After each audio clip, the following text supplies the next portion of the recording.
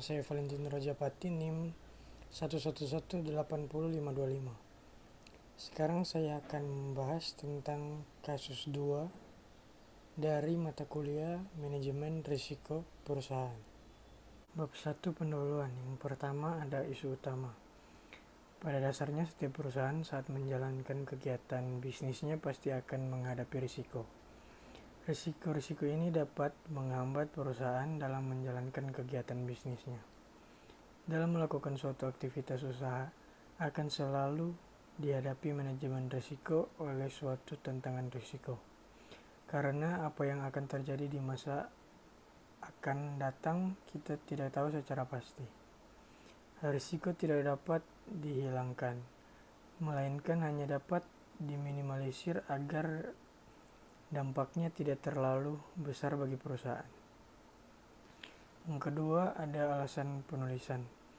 Alasan membuat penulisan ini adalah untuk menganalisis risiko apa saja yang dihadapi PT Mega Lestari Unggul dan melakukan manajemen risiko agar bisa mengurangi dampak negatif dari adanya risiko itu.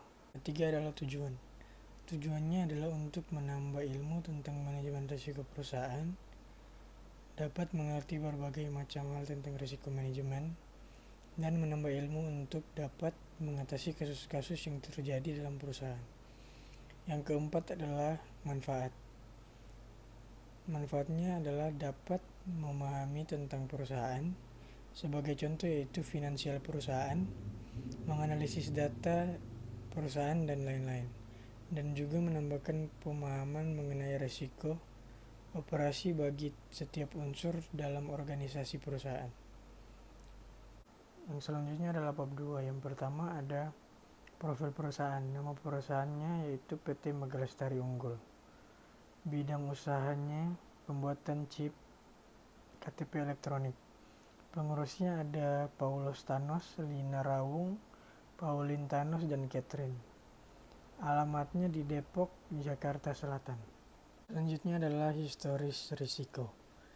Pada 8 Desember 2016, PT Mega Lestari Unggul dilaporkan oleh PT Senja Imaji Prisma karena belum melunasi utangnya dan juga telah melampaui batas kesepakatan, yaitu pada 26 Oktober 2012. Dan selanjutnya adalah analisis SWOT.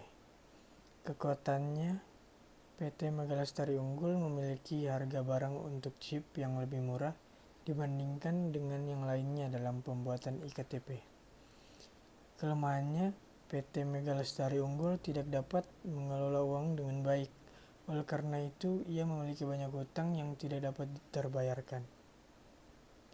Peluang PT Mega Lestari Unggul mendapatkan tender proyek yang melibatkan banyak pihak, sehingga terjadi hal-hal seperti kasus yang tidak diinginkan.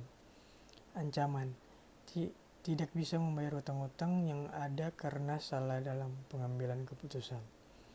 Aset-aset yang dimiliki semuanya akan disita karena tidak bisa memenuhi kesepakatan yang ada. Selanjutnya adalah bab 3. Penggunaan konsep risiko yang benar. Yang pertama adalah manajemen operasional. Manajemen risiko operasional terdiri dari 4 tahap. Yang pertama ada identification, proses untuk melihat dan identifikasi secara kontinu atas paparan risiko operasional dan penerapan manajemen risiko operasional, serta melakukan pelaporan internal atau eksternal atas paparan risiko yang terjadi. Yang kedua adalah measurement, proses menilai paparan risiko operasional pada produk, jasa, proses, dan sistem untuk mengetahui profil risiko perusahaan secara kuantitatif serta efektivitas penerapan manajemen risiko operasional. Yang ketiga adalah monitoring, proses untuk mengamati secara berkelanjutan atas paparan risiko operasional dan penerapan manajemen risiko operasional serta melakukan pelaporan internal atau eksternal atas paparan risiko yang terjadi. Yang terakhir adalah controlling, proses kontrol atau pengendalian untuk memastikan risiko operasional berada pada tingkat yang minimal dan masih dapat diterima oleh perusahaan. Selanjutnya adalah risiko kesehatan dan keselamatan.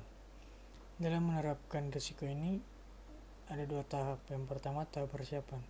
Tahap persiapan merupakan tahapan awal yang harus dilakukan oleh perusahaan, yaitu dengan komitmen manajemen puncak, menentukan ruang lingkup, menetapkan cara penerapan, membentuk kelompok penerapan, menetapkan sumber daya yang diperlukan. Yang kedua adalah tahap pengembangan dan penerapan. Caranya yaitu yang pertama, menyatakan komitmen, yang kedua, menetapkan cara penerapan, yang ketiga, membentuk kelompok kerja penerapan, yang keempat, menetapkan 120 sumber daya yang diperlukan, yang kelima, kegiatan penyuluhan, yang keenam, peninjauan sistem, yang ketujuh, penyusunan jadwal kegiatan, yang kedelapan, pengembangan sistem manajemen ketiga, yang kesembilan, penerapan sistem, dan yang terakhir proses sertifikasi. Risiko yang terakhir adalah risiko etis. Cara untuk menerapkan risiko etis: yang pertama, integritas.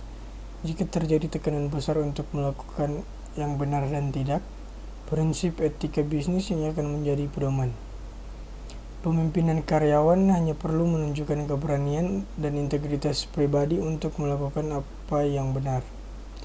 Yang kedua, ada loyalitas. Karena untuk mendapatkan kepercayaan, kita membutuhkan loyalitas.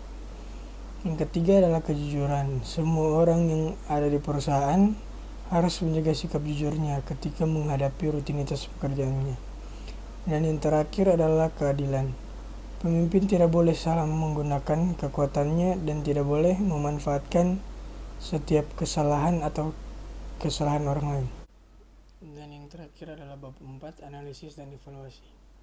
Di sini dalam risiko saya hanya mendapatkan dua, yaitu yang pertama risiko operasional dan risiko etis. Nomor 1, jenis risiko, yaitu risiko operasional. Indikatornya manusia. Peristiwa yang terjadi adalah terjadi kerugian. Penyebabnya karena data internal dan eksternal tidak teratur dengan baik. Yang kedua, ada risiko etis. Indikatornya manusia. Peristiwa yang terjadi yaitu tidak adil. Penyebabnya karena tidak melunasi utang mereka.